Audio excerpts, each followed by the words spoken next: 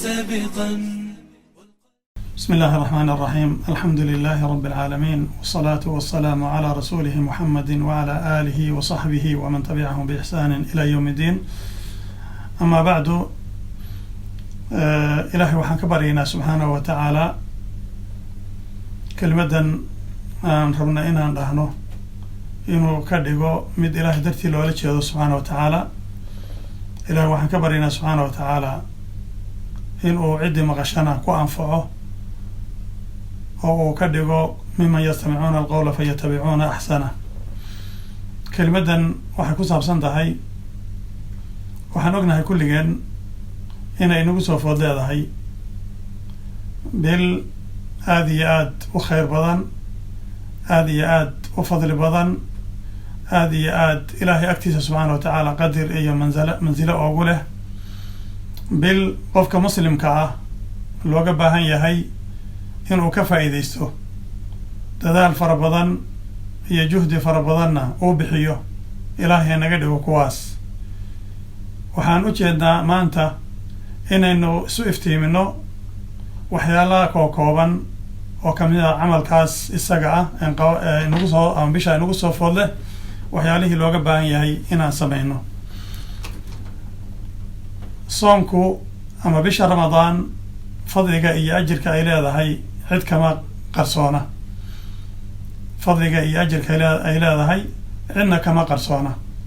وهنبها أنهاي أنت عينا فضائشة بشو إلى هاي أما فضائشة وصوم كليها أنت إنا كاردين بل إنه كهذا لكل كهره وحيالا مقدمات نقوم كره يعني أركانتا عبادة إي عمل كان شروط عبادة إي عمل كان ووليبا آد يعني أسو أرورنا هنا دينتينو waxay ku dhisan tahay tiirar.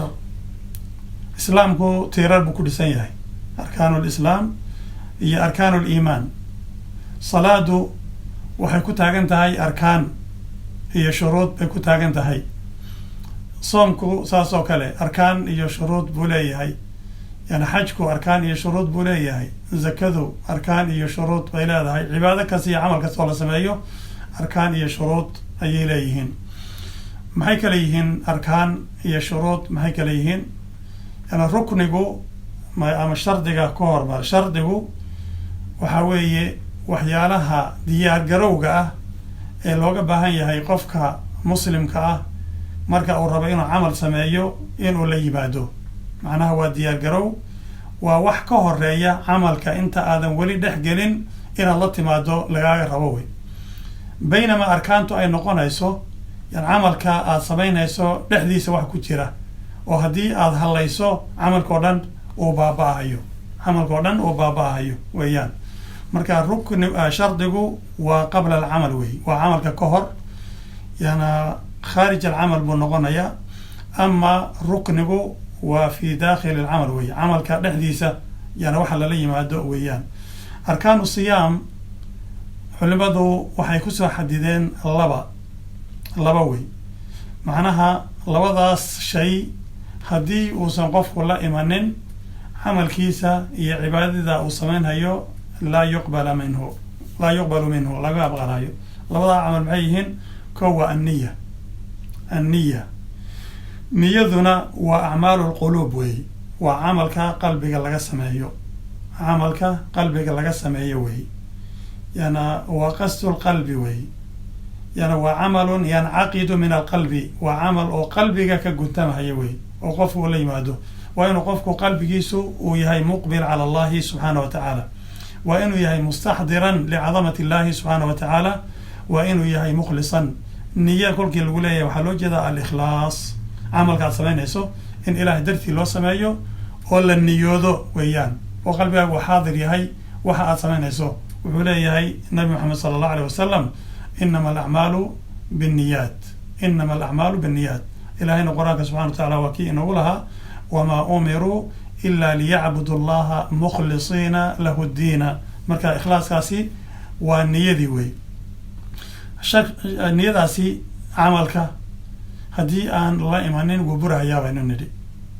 وحاكلو أو تهي نية فائدة ديدو يعني وحي كلا سارتا wixii cibaado noqon lahaa iyo wixii caado noqon lahaa. Shayba haddii aad samayso niyo haddaad ku samayso cibaado noqonaya, haddii aad niyo la-aan samaysana caado ayuu noqonayaa.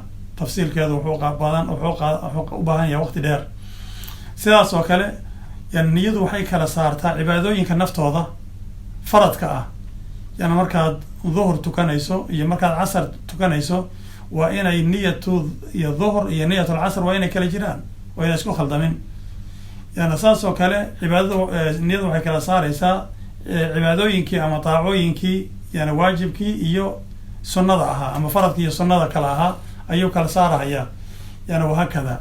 marka niyadu daa'iman waa inay camalka la xidhiidho oo qofku uu niyoodo yana kolka uu camalka yana samaynayo.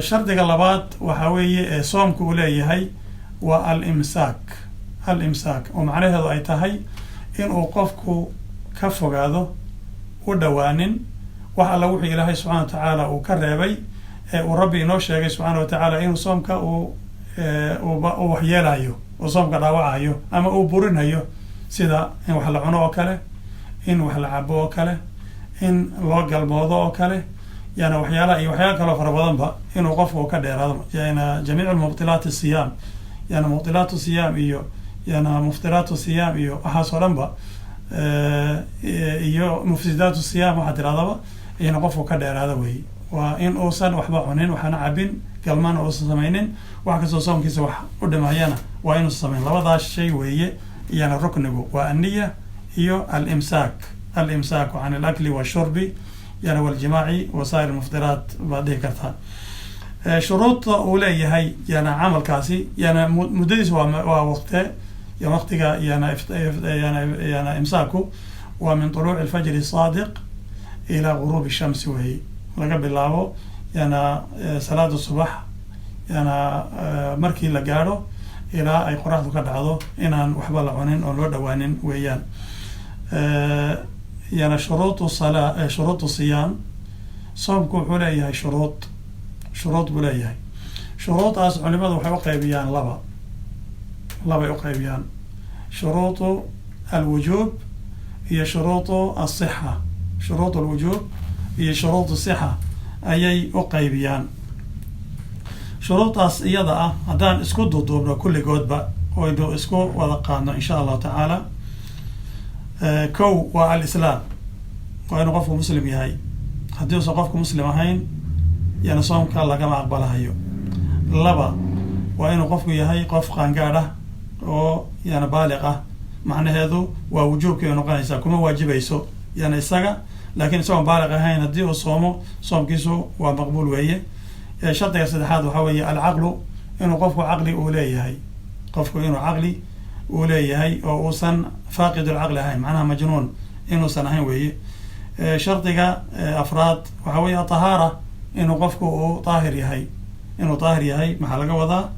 in aynan qofka dumarkii yani xaydna lahayn, nifaasna lahayn, yani dhiigga dhilmada iyo dhiiggan bishiiba mar yimaada inayn labadaas ayn midna lahayn.